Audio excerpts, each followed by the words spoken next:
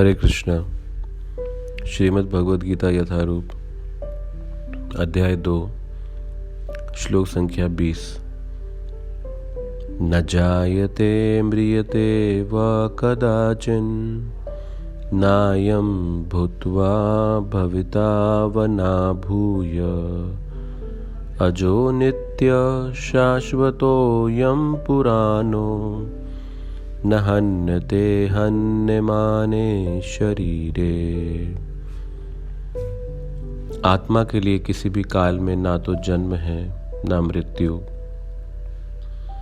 वह ना तो कभी जन्मा है ना जन्म लेता है और ना जन्म लेगा।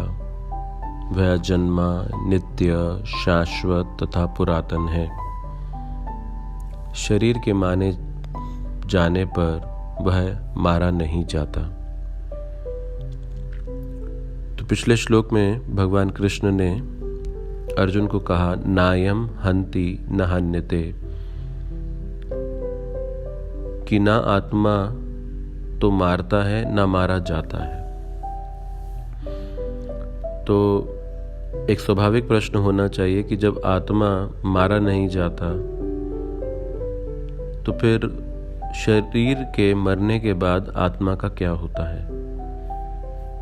जब शरीर की मृत्यु हो जाती है तो फिर आत्मा का प्रभाव क्या होता है। तो भगवान यहाँ इस श्लोक में कह रहे हैं, न हन्यते हन्यमाने शरीरे। शरीर के नष्ट होने पर भी आत्मा नष्ट नहीं होता है।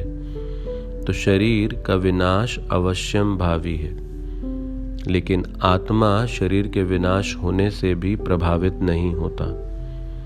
इसीलिए आत्मा की विशेषताएं इस श्लोक में बताई गई हैं और आत्मा की विशेषताएं बताते हुए कहा जा रहा है, न जायते, इसका कभी जन्म नहीं होता। म्रियते, मरता भी नहीं है।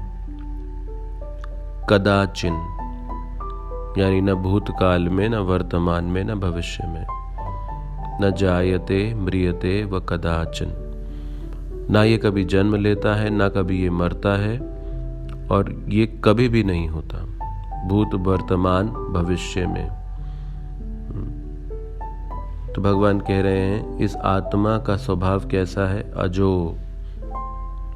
अजो शब्द का अर्थ है ये अजन्मा है, यानी कि इसे किसी भौतिक प्रयास से जन्म नहीं दिया जा सकता।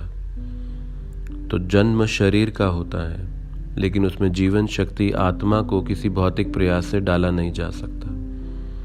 जब कोई मर जाए तो उसे पुनः जीवित नहीं किया जा सकता। तो शरीर में शक्ति नहीं, शक्ति तो आत्मा में है और आत्मा अजन्मा है। इसे हमारे प्रयोगशाला में किसी रासायनिक प्रयोग से उत्पन्न नहीं किया जा सकता। अज, तो इस दृष्टि से अज है और ये नित्य है, ये हमेशा बना रहता है। शाश्वत, ये स्थायी है। पुरानो, सबसे प्राचीन है ये आत्मा। तो इस प्रकार से आत्मा बार बार जन्म और मृत्यु के चक्र में एक शरीर को स्वीकार करता और त्यागता चला जा रहा है। और हम इस शारीरिक चेतना में, क्योंकि इन श्लोकों के माध्यम से भगवान कृष्ण ना ही अर्जुन पर हमें भी इस देहात्म बुद्धि से ऊपर उठा रहे हैं। तो भगवान इन श्लोकों को अलग अलग तरीके से एक ही सिद्धांत को बार बार प्रस्तुत कर रहे हैं, क्योंकि हम सब इतनी गहरी देहात्म बुद्धि में हैं, ये जानते हुए भी हम शरीर नहीं, हम आत्मा हैं। हम स्वाभाविकता शरीर के स्तर पर ही अपने विचार और कार्यों को रखते हैं। तो इस ज्ञान के माध्यम से इस अज्ञान को दूर किया जा रहा है, क्योंकि अर्जुन को भगवान ने मोह में डाला और पूरे युद्ध भूमि में एक अर्जुन ही थे जो इस वैराग्य का प्रदर्शन कर रहे थे, ना यो तस्से, मैं युद्ध नहीं करूँगा। तो अब भगवान कृष्ण ये देखते हुए कि अर्जुन की चिंता है कि उसके संबंधी, स्वजन, उसके प्रियजन, उसकी आसक्ति के विषय भीष्म, द्रोण, प्रमुखता मारे जाएंगे, तो भगवान कह रहे हैं आत्मा कभी मरती नहीं और शरीर को कभी बचाया नहीं जा सकता। तो शरीर बचाया नहीं जा पाएगा, आत्मा मारी नहीं जा सकती। तो ये है आत्मज्ञान, ये है जीवन की सच्चाई। लेकिन हम प्राय शरीर के परिवर्तनों को देखकर बार बार इससे प्रभावित होते हैं और प्रभावित होकर अनेक प्रकार की मोह, शोक, भय आदि की प्रभावों में पड़ जाते हैं। तो आज की विद्या में ये जो विद्या है, ये आज का एक मिसिंग लिंक है। तो हमारी शिक्षा प्रणाली में इस आत्मा के ज्ञान को सम्मिलित नहीं किया गया है। श्रील प्रभुपाद जी जब MIT Manchester institute of technology में गए तो प्रभुपाद जी को एक एक विभाग दिखाया जा रहा था वहाँ का। तो प्रभुपाद ने सब डिपार्टमेंट्स देखे और डिपार्टमेंट्स देखने के बाद कहा, this is MIT where is knowledge of almighty. ये MIT है, लेकिन यहाँ पर परम भगवान का, सर्वशक्तिमय भगवान का ज्ञान का विभाग कहाँ है।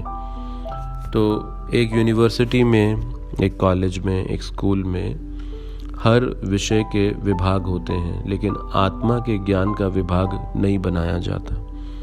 इसीलिए हम अपने आप को जब शरीर मानकर जीवन जीते हैं तो इस शरीर के प्रभावों से ग्रस्त रहते हैं। तो भगवान हमें इन सारी चिंताओं से, समस्याओं से बाहर निकालना चाहते हैं और इसीलिए इस आत्मज्ञान को प्रस्तुत करते हुए कह रहे हैं, न हन्यते हन्यमाने शरीरे, कि ये शरीर निश्चित रूप से मरेगा, लेकिन इस आत्मा को शरीर के मरने के बाद भी मृत्यु नहीं होती। हरे कृष्ण।